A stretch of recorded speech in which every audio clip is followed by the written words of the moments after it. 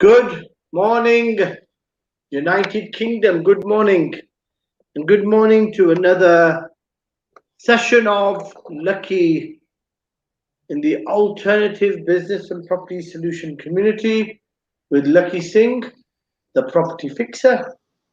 And today's topic, quite interesting, how to develop a mindset for property investment. Is that right? Yes. And the saying of the week, obviously, is don't wait for your dreams to come true. Get out there and work for them, or words to that effect. Don't dream about your success. Get out there and work for it. So don't be dreaming. Lakhi Singh, good morning. How are you? I'm very well, thank you. So lovely to be in the show again. Excellent. What's the weather like there? What's the weather like there in the? Kind of a bit chilly, but it's not too bad. It's probably about 3 or 4 degrees, I think, outside. I was wrapped up quite warm, so I couldn't quite tell, to be honest. So it's a crisp morning, is it? That's right. Excellent. Right. Well, we've got a guest on today as well, Danny Bloomfield, or Broomfield, sorry, not Bloom. And he obviously, we don't have a profile for him, but we expect that he will come on and give us some background about his interest in what he does. I assume it's investment and into property, but we will get him to come on and give his own introduction. So, Lakhi, tell me, how do you develop a mindset to get into property? What type of mindset do you need? What are the key things that someone needs to get into property? I think the first thing you need to have a bit of get up and go. You need to really be have a discipline to be able to take some action. And but I think the most important thing is probably doing your research and understanding what you're trying to do. So I think initially, if you don't know much, then you need to understand the basics of what you're trying to get yourself into. If you don't understand the basics, then you're going to be, if you're jumping in head first, you may find that you're going to have to learn the hard way. I think I've done a lot of that myself, so I'd advise actually probably doing a bit more research before you jump into spending money in any aspect of property. Okay, I'm going to ask a question, Lakhi, before we have Danny on. And that is, property itself, Lakhi, it's not complicated, is it? Probably an easy business to get in. I think it's when you start using financial instruments, a tool, to buy those properties, that's when it gets complicated. Is that right, Lakhi? Yeah, I think it can. I think once you get into the technical side of raising finance, then it can get quite complicated. So you really need to know your oats when it comes to building a power team around you. Okay. Well, I've been told by someone in the studio that you're 80 years old today, Lakhi. Is that correct? Congratulations and happy birthday. Yeah, it's my dad's 80th actually yesterday. Oh, right, okay. So I wasn't there too late. Still managed to get into the office at 7 this morning. Good. So, all good. Good. And how is Dad enjoying your company and the family? Yeah, I think managed to have a small gathering within the bubble, so to speak.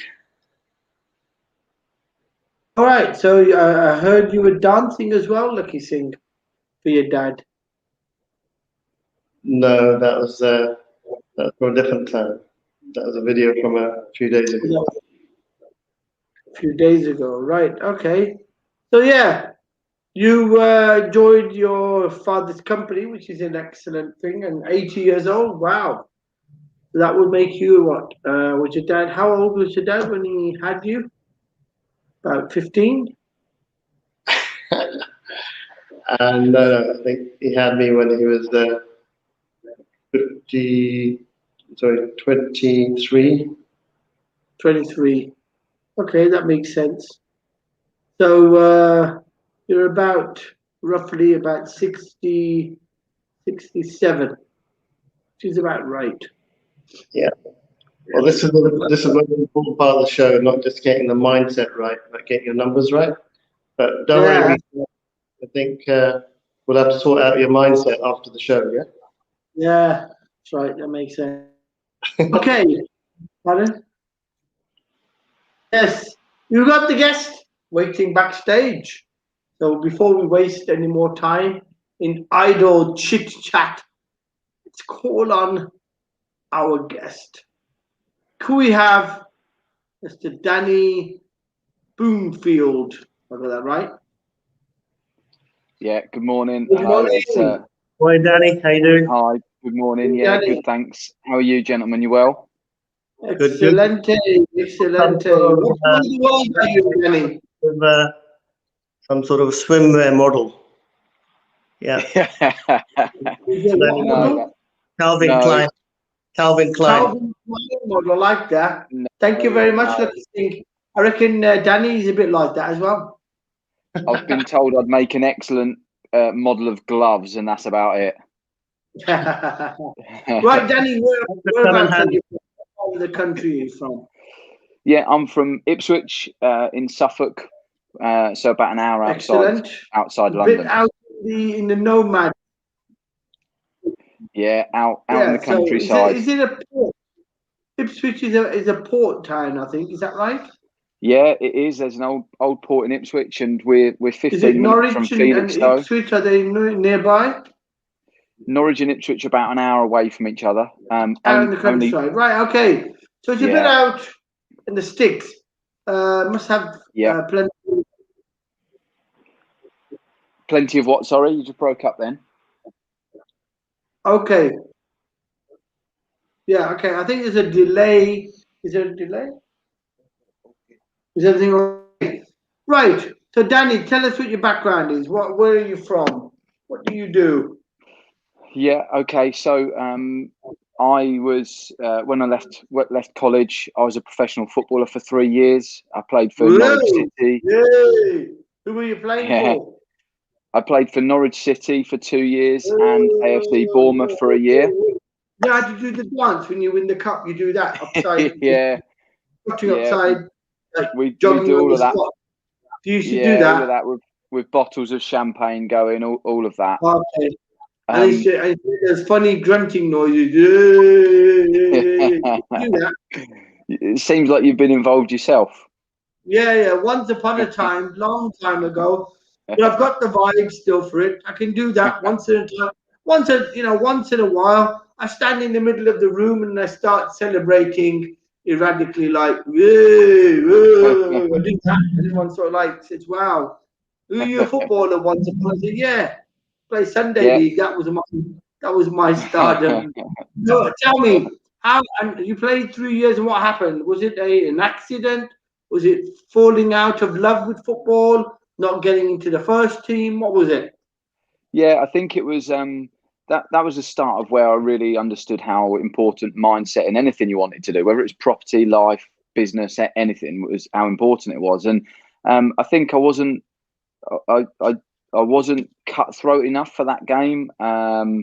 It can be a dog eat dog game. It's ruthless, and I loved the game, but I didn't quite get a few breaks that would have been the difference. And sometimes it is that bit of luck at times within that game. Somebody gets injured ahead of you, and you get put in for one game, but then you score a goal, so they give you another game, and you obviously then take that opportunity.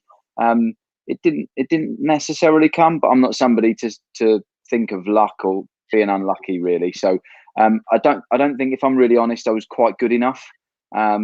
I worked as hard as I could, and my attitude was, I think, bang on, but I just wasn't quite where I needed to be. And so I didn't get into the first team, really. I didn't break in. So then I played semi-professional football for the next 15 years and started a children's sports and performing arts coaching company, which I still Excellent. own now. Yeah, I still own that now, and that's a great business. I'm passionate about what we do, and got into property investing 5 years ago and learned more about it. Excellent. Okay, quick question. I'm gonna sort of like tap into your past and your learnings first, just to give a flavor to today's program, because I don't like to keep it totally dull and boring. Did you have mom and dad mentor you, or were they there to clap you on in your games and all that? Yeah, I was fortunate. Came from a really family-orientated family, so mum and dad were at pretty much all of my games, cheering me on. My grandparents. I was lucky as a young man. I grew up with all four of my grandparents alive still, and even in my early 20s, I had two great grandparents alive still. So, so I was really lucky, or one great grandparent, sorry. So, so yeah, a lot of family came and joined me. We're a footballing family. My brother still plays professionally, so we we support each other, and that was great. Excellent. So, who did you play for? Who does my brother play for? Yeah, he's at Wycombe Wanderers now. He's Wycombe been there. Wanderers. You're talking about High Wycombe. High Wycombe, that's the one. Yeah. So he's been there for, I think it's 16, 17 seasons now. He's been at Wycombe. So Wow. he's captain. He's been there for a long time. What is this? Is he like a centre back type of a player? Is he? He's a central midfielder, and he's actually as fit as you like. He charges around the pitch still at a grand age of 30, 36, 30, just turned 37. So he's but again, you get back into the psyche of discipline and attitude and his desire, his mindset to still, and his love for the game. He's in training first. He does what he needs to do. I think a lot of that is, in my belief, is about doing the right things even when no one's watching, and he certainly does do that. Yeah, that is. I think you have to be passionate when you're playing sport, because that's the difference. Remember, there are so many talented people out there. In order for you to be that 1% better, it's all about the extra time you put in. It's not about turning up at the matching time. It's about the training you do outside match times, the fitness, the running, the techniques, the practicing of the all that you do outside of the football pitch once the match is not on. But I think the majority of children who are playing football rely upon their pure talent, and they actually turn up at the pitch, and they expect that to be the difference between them getting into top flight football or not. But it's not. It's people who are either born talented. You get people who are totally exceptionally talented, but talented with devotion and discipline. You can't. That's when you get the Ronaldos of the world and the Ronaldinos and the Messis of the world. People who've got pure talent, but they're actually professional in their attitude. Is that right? Yeah, absolutely spot on. That's right. There's a phrase I learned when I was in football, and it stayed with me, that hard work beats talent when talent doesn't work hard. And I think a lot of the time you can transfer that to any arena of your life. Yeah, you like that one, Lucky. And I think that exactly what you've just said. There are the freakishly talented people in every arena, and they've just got it. But unless you're prepared to really use it and get up before other people and work at it and put it all into practice on a regular basis, then there's people that will just outwork you and probably then get ahead of you. So I mean, one of the main things in football is speed, isn't it? Really, speed makes the difference. I think people who are naturally talented or fast, they can easily break into first teams. Then it depends on how much they're practicing ball control and stuff like that. But I think one of the key common talents you need is speed, isn't it? Being exceptionally fast. Is that right? I think it's certainly a help. I think the modern game of football is much fitter. Everyone's much more disciplined. Their nutrition's much better. They're much fitter. Their physiques are a lot better. So yeah, physically fit, strong, fast is helpful, definitely. Okay, we're talking about being physically fit and being ahead of the game and being that difference where talent doesn't work. What's it now? Talent doesn't work. Hard work. What did you say? Yeah, I think that was bang on. Hard work beats talent when talent doesn't work hard. Yeah, hard work does. So we got Lakhi Singh. So there's an example of a man who is super fit. He's a bit like a Spider-Man or the Superman of the square mile. Is that right, Lakhi Singh? What do you say about discipline and working hard? I think it's a perfect analogy actually for business, and I think you got to put the extra work in outside hours. It's not you can turn up, but that still is not always good enough. So I think it's a very well made point, Vijay Sal.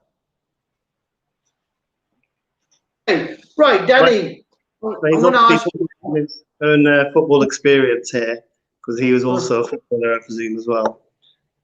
A lesser known in the baby league or something, yeah, when he was a toddler. Yeah, in Nappy League, Lakhi Singh. When the ball was bigger than I was, I fought on it. Right, talking about right. Okay, let's go back to Danny. Danny, so you got a training academy for children. Excellent. It's like giving back some of the knowledge you've got, mentoring. I assume that's the reason you set it up, or was it purely money that made you set it up?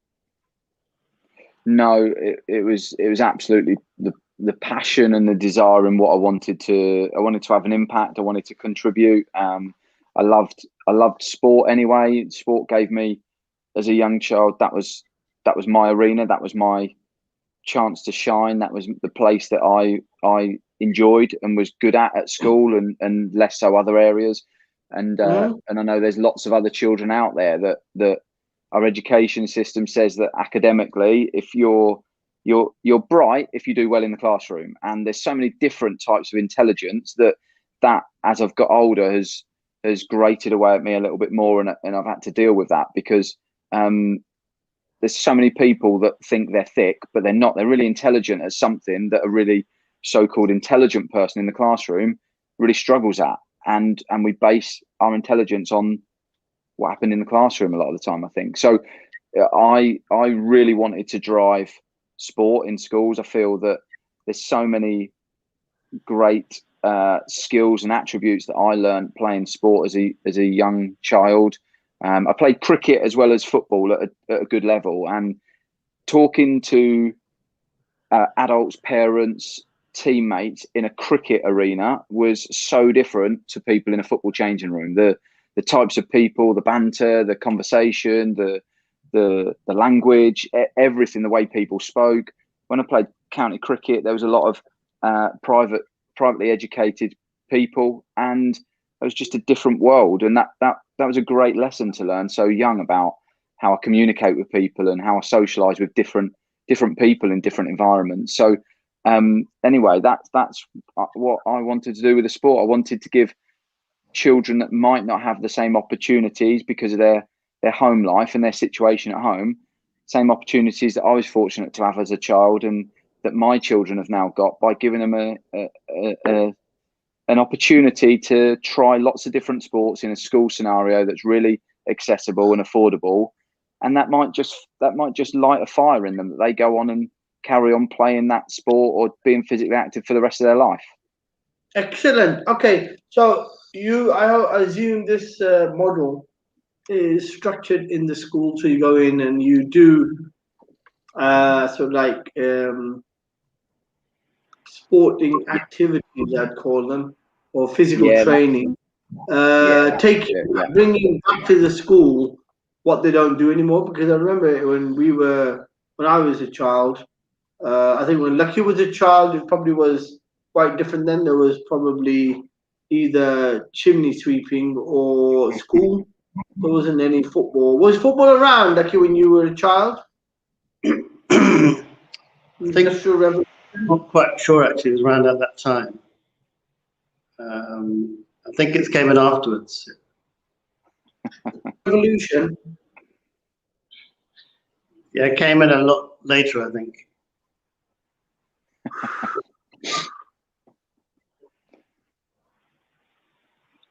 Can you hear me? Okay. So, I mean, what you're trying to do is you're trying to bring back what were available in the schools before. Is that right, Danny? Because in the schools before, there was the proper PT instructor. You'd have a PT teacher, and you'd actually do football and rugby and cricket and hockey as part of your physical training. And you'd actually play matches, and you'd have teams and all that. I don't think that happens anymore, does it? It doesn't happen consistently throughout the country, no, in every school. So we're based pretty much in primary school education. So the primary school teachers will teach all a range of different subjects, and I think that's always been the case in primary schools. But we just help with a PE specialism in their PE lessons, or before school clubs, or after school clubs, holiday camps, and yeah, lots of different activities, different times of the day, and the skills here are really transferable. What we're trying to do is the same thing as what we're doing in another business, in property.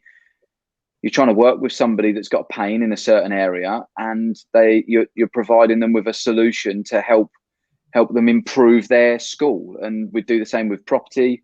What's the pain point for the customer, the vendor we're working with? Is there a pain point? How can we help? What's the need of the property? How can we find a solution for that to improve that? How can we add more value by making it better, so then we put it back out to the market and it's worth more money, or whatever it is?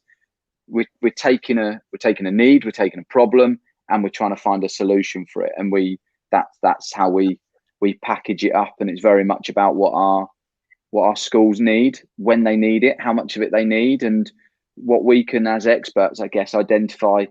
Could we also suggest something else that will help increase the level of activity of school sport in each of their schools? Active in UK Active have got a great phrase that they want more children, more active, more often, and it's really simple, but that's what we look at driving. Can we, in each school we work with, have engage more children to be more active more often? Okay, Lakhi, I mean, it's interesting. Danny uses the phrase pain point. Is that right? Pain point? Yep. Pain point. Now, that terminology has got nothing to do with property, but yet it's transferred from possibly a physical activity, sort of like environment, where someone's got a pain in a point and they're trying to fix the problem by, icing it or whatever, X, Y, Z. Lakhi Singh, is that the way property should be looked at, though? Similar to, a knee injury, really, a knee injury, or, somebody who's probably not wearing protective garments. Is that the way to look at property? Is that the way you look at property? Is it a problem that solves someone else's problem? Or is it more money? How do you look at property, Lakhi, in the city? I know the city is slightly different to the rest of the UK. How do you look at property? Is it a money matter, bottom line? Or do you look at it from a service like Danny, looking to solve the problem? Okay, well, first of all, I think every morning at 8 o'clock, Danny, I have a pain point with BJ Sal. Mm-hmm. So that's but to answer the question, I think if you're solving a problem, which is basically what Danny's referring with pain point, then I think that's how businesses start. That's how you create a solution, and that's how you can monetize something. So I think it's not always led by money, because a lot of businesses start out, they're startups or fintechs or property techs or whatever they are, but if they're not solving a problem, then they are too lucid in their scopes. But if you can solve a problem, for example, iPhones or touchscreen technology, they've made the use of the keyboard redundant. Everybody used to have a BlackBerry, used to use this strange keyboard thing that used to have on phones, but you can do all touchscreen now. So if you were to go back and try and use a BlackBerry now, that would be very odd. So by solving a problem, I think is probably a clever way of actually realizing there's a market. I'm not saying that sometimes you can't create a market. You can create something that's going to also you can throw money at something and still make money. So, but I think creating a solution, or a lot of our viewers that come in for property, especially I think Holly and a few others, a lot of them are looking at what is it that they can do to service people or help people. So I think I like that ethos, because even in our business, the way we look at business is helping people. So our consultant associates that go out and help people, they look at really how they can help people and make money. So it's not about how we make money and then help people. It's more about how do you help people first and then make money, which is solving the problem. Danny, tell us a bit more about so you got the the training or the mentoring club for kids. Tell us a bit more on the property side. What are you actually doing with property? Okay, so just on that as well, Lucky, I absolutely agree with you, because we haven't got charities that we've set up. So the money part of it is important, because it makes the world go round, and we do need to, that is important, and we need to factor that in with anything we're doing. The properties that I've got at the moment, we've got 8 HMOs that we manage across Ipswich and the east of England, and we've got a small buy-to-let portfolio of just under that, 7 at the moment, and we've got 5 property deals going through at the moment that we're actively pushing through solicitors and raising finance, etc. As you alluded to right at the start of the show, the technicalities and the challenges that come into that, and we're just developing that all of the time. We're running it as a business. My wife is now involved with the business as well, and we're running it together, which is great. We've got that family connection, and there's lots of reasons why we're doing it that links into our family ethics and beliefs, and why we want to keep building that. But we're really enjoying the people we're working with within property as well. Some great people in there. It's something that's long-term sustainable wealth builder for us as well, for pension and retirement planning. So it fits lots of boxes for us, and it's something that we're looking to increase our activity in our property business. Now 2019 and 2020 have seen a couple of static years for us. We've just consolidated what we had, and the pandemic hit, and my other business was really busy, and we've got a 5-month-old baby, so we've had some family stuff going on, and now we're looking at accelerating our property business growth. Okay, so what is the you're into property, and I think you've got an ethic that you're incorporating. So what is that ethic? Can you explain what that is in property that you're manifesting in your properties? That's also part of your personal lives. Yeah, I can drill into that a little bit more. I think our main thing with our vision with it is turning tired buildings into quality homes for people. It's kind of coming from a focus again about how we can turn something into, I guess it's the creative side, it's the developing, and always got that desire to, can I be better every day? Can I just, those little 1%ers, where can I find the 1%ers? And it's the same with a building. Can we turn that into a loved home again for our tenants and people that live in it? for us about building something more passive as well, because our sport business and performing arts business, we employ 60 staff in that, and it's a service industry. It's a service. Yeah, it's a service business, and we work with over 100 schools when they're open, of course, and they're all in there. And we teach just under 20,000 children a week.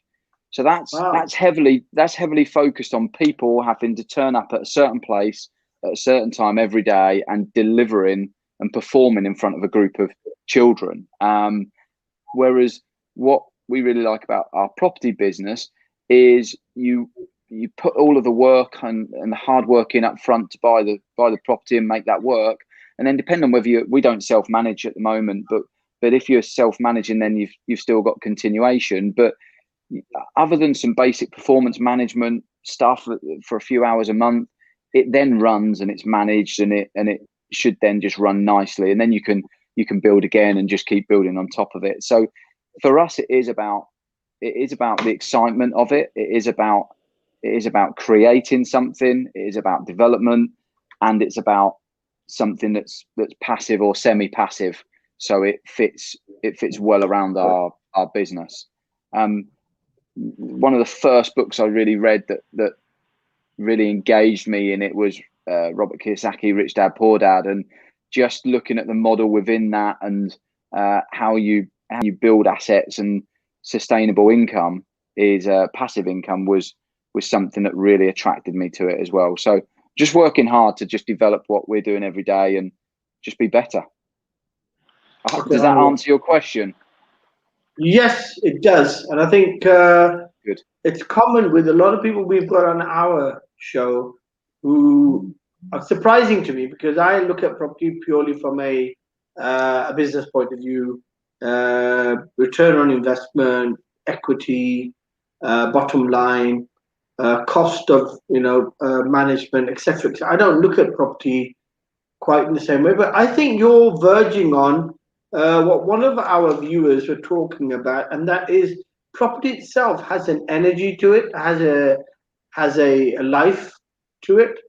Yeah. And you're talking about giving life back to a property that seems derelict or dilapidated. Is that right, Danny? Is that the type of mindset? It is, yeah. It is. I mean, within the business, we're very much focused on the numbers. The numbers really drive all of the decisions. So there's not really an emotional decision made about, I just love this building and I don't think it's going to work, but I'm going to throw a load of cash at it and hope for the best. Because if we're going to do that, we might as well go down to the pub on a Friday night, have a few pints, and stick some money in a fruit machine and see what happens. That's certainly not what we're about. We're absolutely about making sure all of our numbers are where we need them to be. The due diligence is done, and we're really, really confident and comfortable with the decision we're making. But the driver absolutely in the quality and the service and how we behave is, as long as that's in line, then what we're trying to deliver is a high quality product to somebody. Again, it's about, I love doing this. I love talking to people. I love engaging in conversation. I love debating stuff. I love throwing out ideas. I love hearing that, Lucky, how are you doing what you're doing, and can I glean anything from that and gain some inspiration and energy from it, and does that help? Do we help lift each other up and move each other forward? If I could spend all day every day doing this, yeah, absolutely, I would be doing this. But the numbers are really important to it. Otherwise you don't have a business to go and talk to people about, because you just blow it to smithereens. So the numbers are absolutely vital and critical in what we're doing. And that was an area actually that I've really had to learn, that consistent discipline of managing the numbers and tracking the numbers is a discipline that I've had to learn and keep consistency on. Okay, I'm going to ask a question back to Lucky. Just 1 minute, Danny. I'm going to come back to Lucky. But Lucky, Danny says, it's about the numbers ultimately. What is the property mindset then? What is that? Got the topic for today: how to develop, or how to be, to create the property mindset. What's the property mindset then? Because it seems like this is more about an empathetic mindset. It's not property mindset. You've just got to be able to want to do good with property, and then it becomes is that the way it is, Lakhi, in the city? Is it about trying to do good in the city, or is it all about the numbers? Unfortunately, I think Danny and funnily enough, nearly all the people who had on the show so far, Danny, you won't believe, are very empathetic people with a lot of love and passion to give to what they do. But in the square mile, it's a different kettle of fish. It is a dog eat dog, unfortunately. And there's no time for empathy, no time for love, no time for huggy and kissy, that sort of thing. Yeah. So Yeah. I'm probably like Vijay Sals. I'm the like a little dolphin with a false shark head on the top, sitting in Mayfair, ready to be eaten up. Vijay's analogy. So are you not doing any kissy huggy and when you buy a property like they do in football when they score a goal? That you all get together and just kissy and hug each other? You're talking to me, to Danny? Yeah, Lucky. So you know when you score a goal in football and they all hug each other and they do kisses. So you do that? Well, only me and you do that, Vijay Sal. Okay. Right, okay. So right, in the city it's different then. You see, Danny, you can see there's a marked difference between the way property is seen in the city and the way it's seen out, at least out in the sticks, as we would say, or at least out of a big city. Yeah. Okay, what do you see about the market in Ipswich? Because I see you're one of the first people we've got who's in it. We've got people around Ipswich, got people from Norwich and from Doncaster and all that. But the first person who's cropped up from Ipswich. So what's the market like in Ipswich, sir? Yeah, the market's had a bit of a boom where things are going for asking or just over the last 6 months, and I think that's going to steady a little bit now. I think with the stamp duty, depending on what does happen with that, I think that might steady a little bit. But the market's fairly strong. We're in a place where the property prices increase steadily. As things like the train times increase into London, Liverpool Street, that makes a difference, and accessibility of transport. So we're getting an overspill from London, and Cambridge as a city is strong with its business and technology and science there. So it's steady. It's not a boom area. It's not London by any stretch, but it ticks over. You're not picking up loads of bargains. You're not picking stuff up for 50 grand like you are up in North England, but it's steady, and for the right strategy it works. And just back onto what you said in London, I think it's different, isn't it? It's horses for courses. You can't behave you can't behave at Manchester United how you would if you're at Dagenham and Redbridge. So the fact that you're still playing football and you want to achieve is the same. And I think it's the same what we're talking about with property. You're still trying to find the need, you're still trying to find the pain point, you're still trying to find a solution, but you've got to behave in the right way, in the right environment. And in London, do you find the type of the style of business in Ipswich? I'm not sure whether you come out into London or London areas, but do you find? Well, okay, so I'm going to ask that to Lakhi then, because he's been around the whole of the United Kingdom. Lakhi, would you say is business or the way or the style of doing business in the smaller counties or up in the north or outside of London a bit more friendly, a bit more softer? Is London a bit more, to where the money's at? London is at a different level. London is a different level together. You gone to sleep? Can you not hear me? I can hear you, Lakhi. I can hear you. Okay, fine. So, yeah, London is a completely different kettle of fish. It is, if anything that's sold in London there's a huge frenzy around it, and it's a completely different sort of structure. The way property is sold, there are a lot of touts and lots of properties which are on the market but not really on the market. They're talking about prime central here anyway. That's so. As you start going further out into the boroughs like Hammersmith, or going to places like Ealing or then High Wycombe, slowly the level of dog eat dog actually reduces, but prime central is you really got to be on your game, but at a different level. You've got to be at the Ronaldo level to be playing here, yeah. But if you want to, I think you can afford to be sort of at let's just say this is sort of like World League, yeah. So then Premier League is more like the smaller boroughs, and then the rest of the United Kingdom is really below Premier Division. That's the way to look at it. Do you find yourself? Are you the type of player who plays without the boots on? Play with your bare feet, do you, Lakhi Singh? Well, being a Sikh, we're not really meant to be eating beef, and we're not. So we have to play barefooted because the balls are normally made of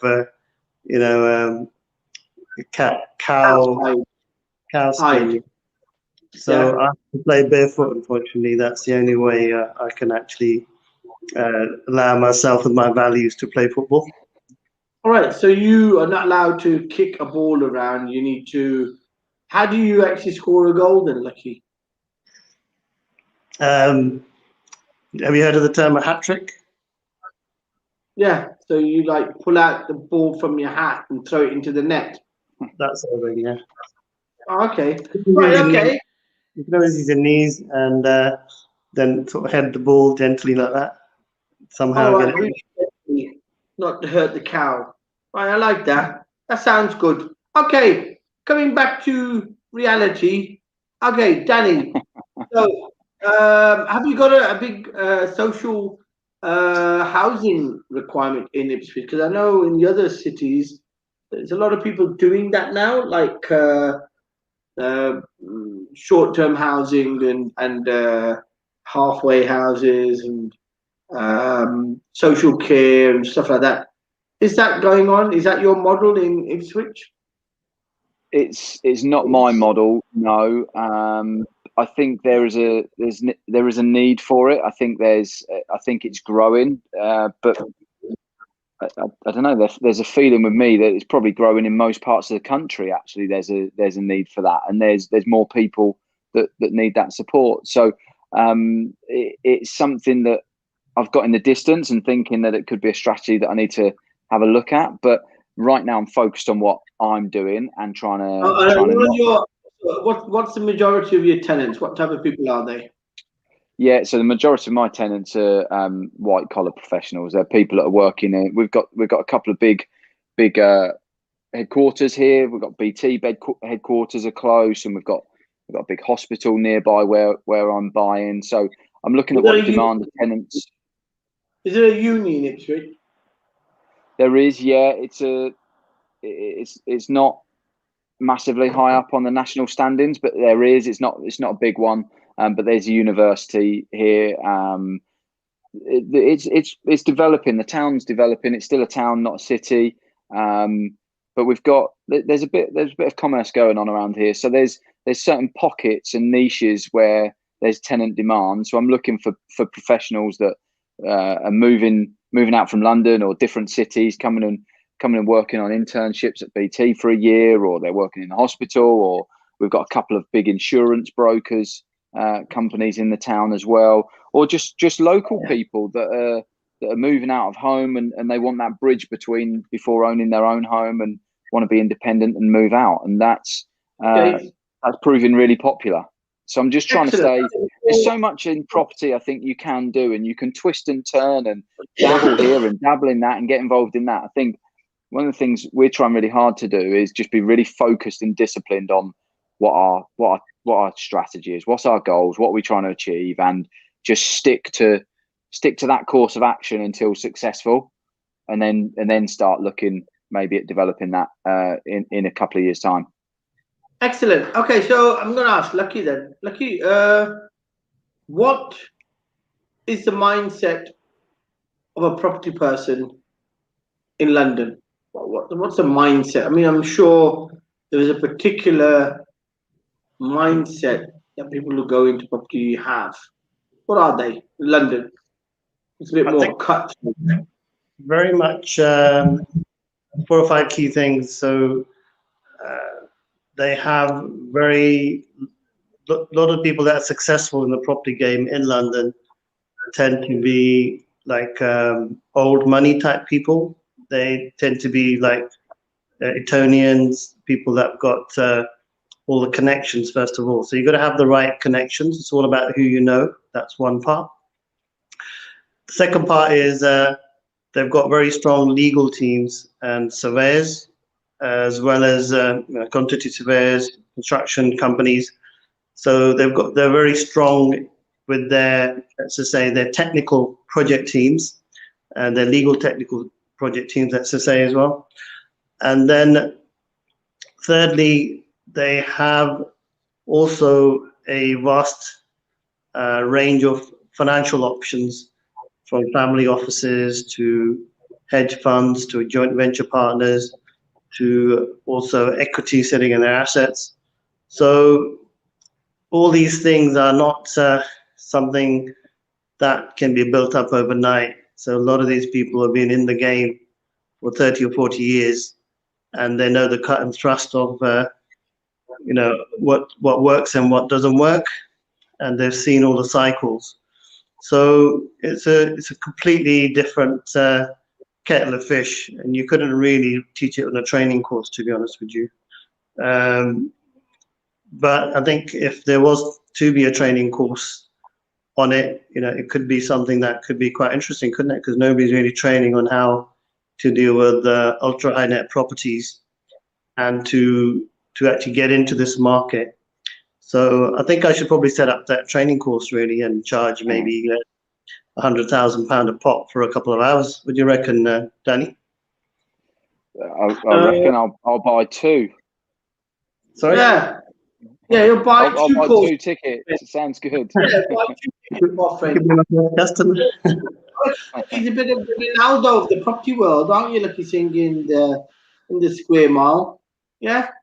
Got your big feet everywhere.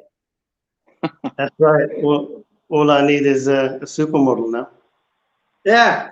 Well, we can get you a tube of super glue. Don't know about the model bit. Anyhow, we've got Danny now. I'm going to ask you a couple of questions, Danny. What's the forecast for 21? Where do you think 21's going for you? For us, we're looking to buy 15 properties this year. We're looking to achieve that by the end of the year. We've got a cash flow target that we want to achieve. So it is based around the numbers. That's important to us. So that's our target. I want to carry on developing and learning new skills. We need to raise more finance to work with that.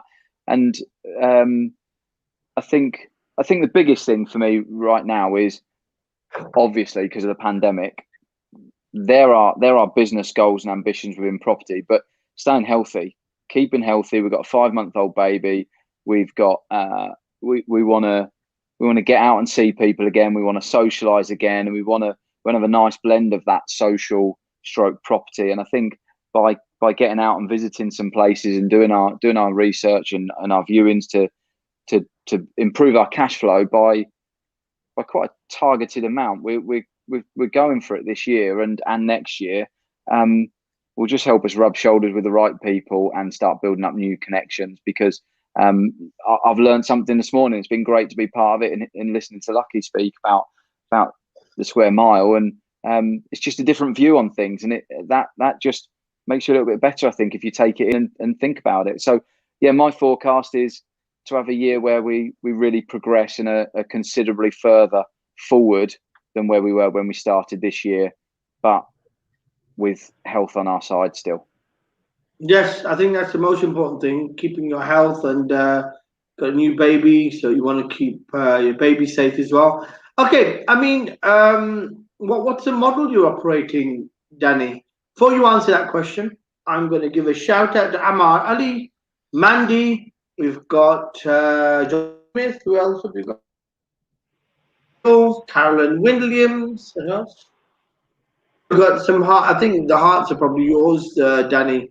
Probably, you got probably got a fan group following you around, some stalkers as well. Throw in a couple of female stalkers, maybe a male stalker for Lucky. So probably the hearts are coming from there. So tell us, Lucky. Yeah, so the model I operate, and I'm not sure if I'm going to answer this right, but I'll just talk and you tell me whether it answers your question or not. The model we are operating is we're operating in a model where our focus is buy-to-lets and HMOs, and we've got 3 different locations in the UK that we're targeting for that, and where we invest. We've built up a team of virtual assistants that really support with a lot of the back end work, and it's all about how can the model leverage my time to be spent on the highest value tasks, the biggest impact tasks, the things that I either love doing or brings the highest value to them. So what's the highest task? I think the highest value task for me is making sure that the analysis is right. Once the numbers have been put together, making sure that are they right? Are they accurate? Are they bang on point? Talking to people, building connections. Lucky mentioned that in London, it's all about your connections, people who you know, and not necessarily. I'm sure it is what you know just as much, but your contacts and your people you know is so important. And I think that's the stuff that is. There's lots of people that could be trained to sit and do some research or work out an Excel spreadsheet or do some things like that and reply to emails. But with the skills to really build rapport and relationships with people and keep those relationships in a good mutually convenient place for both parties, I think that's a real skill, and that's the bit that I think brings longer term, more consistent value than some of the administration based tasks. So that's the model. The model is to keep me as forefront as possible with driving the vision and driving us forward with the energy, and just keep picking up the phone. Lucky you said it right at the start. It's picking up the phone. It's going and doing the viewings. It's getting up early. It's when you get told no, you bounce back and you go again. When something falls out of bed at the last minute, you absolutely. It's picking up the dice every day and just giving them a roll again. And that's what it's about. It's just Rocky Balboa. Every time you get smacked in the face, do you get up and go again? And so that's my model, my value, and where I try and keep driving it. Okay, Lakhi, so how many times have you been smashed in the face and got up again? Pretty much every day by you, BJ Sal. Right, okay. Apart from me, who else keeps smashing you in your face? It was me. Well, to be honest with you, I think the more punches you get, the better you become. So I like to get smashed in the face as much as I can. Right, okay. How about your legs? You can give me some legs to smash, or maybe one of your arms. Could that work? That could work as well. Sounds like an interesting idea. Rightio. Okay, so the topic for today obviously is the mindset for property. We've realized that property doesn't need a mindset. You just need a mindset that is about providing, because ultimately property is a service. Property is giving something a living space. Property is giving somebody a home. Property is sharing convenience with someone. It's all these things which are humanly things. I think we may look at them as bricks and mortars, but in reality, the end product, the end result of a property is that somebody gets to sleep in comfort, in peaceful existence somewhere. So I think the element of having an intention, like Danny, to do good, I think that can only benefit your business when it comes to property business. And I think a lot of people probably think property is all about money and we've got to have money to do property. I think, yes, you've got to have money. And yes, you've got to, like Danny said, you've got to keep your eye on the numbers. But ultimately, to do property, there's got to be an intent. You've got to have a personality. You've got to remember, properties don't occupy themselves. They are occupied by people. Whether you find these people yourself or you use an agent, ultimately, the people who are going to occupy those properties pay you rent, for which reason you make a successful business. And it's that extra mile, like Danny says, that extra effort you put in. It may be in the refurbs, in the decor, in the facilities provided. Hence, there's a big up and coming demand for serviced apartments now, where people are trying to give that extra oomph, not just give you a room, but give you a room with services and facilities. So, what do you say, Lakhi Singh, to do with serviced apartments? Is there a market now in London for with all of these high streets becoming empty and a lot of the shops and the large stores closing down? Has the transfer started to take place on the high street? Are we getting lots of serviced apartments? Yeah, there's a huge influx of, well, not influx, but I'd say, let's just say there's a huge availability of actually serviced apartments locally in Prime Central. I think there was a stat that was been bandied around that 49% of people that have got short, tenancies, let's say ASTs, 49% have actually given their notice in the last few months. So by default, anybody that's owns a service accommodation and locally here is hit tough times, and I think they're just I was talking to a guy that owns about 7 or 8 sort of mansion blocks with serviced accommodation. Although he was talking a good game, but but the look on his face actually sort of said it all. Yeah, because people are not really going to give you their cards away. But he said this is, and he kept on talking about money being a problem. But he's got about 7 mansion blocks with service accommodation. So yeah, I think definitely the whole sector's got halted to zero.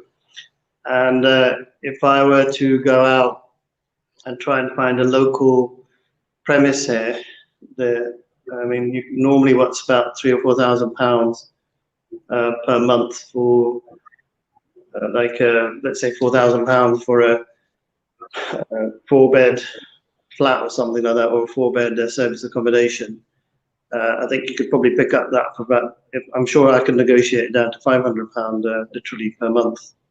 And not that's because they probably have it filled. And if you've got a big so are you finding that a lot of people coming to you looking for accommodation and they want this?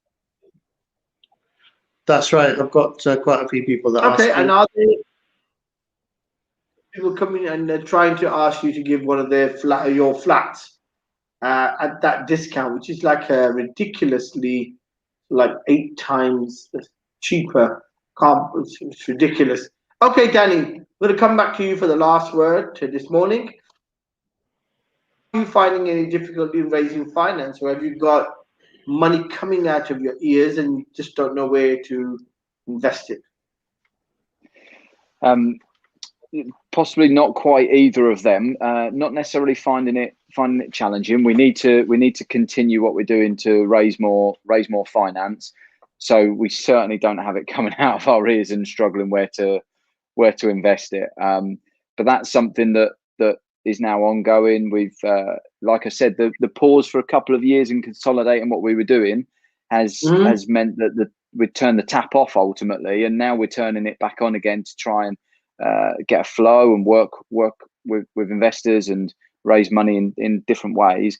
The activity started, so that will now filter through over time. But no, it's certainly not a case of having too much and not knowing what to do with it. Okay, excellent. I'm going to close off today. We had a lovely session. I think it's very refreshing to hear Danny and his determination, his positivity, I think, even in difficult times, to give a fresh look at property. And I think the mindset, the question, a property, I don't think it's I think it's a personal mindset. People have to just be giving, empathetic, and business will come to them themselves. Lakhi Singh, your last words before we close off. We're running out of time. Anything that you've got to say?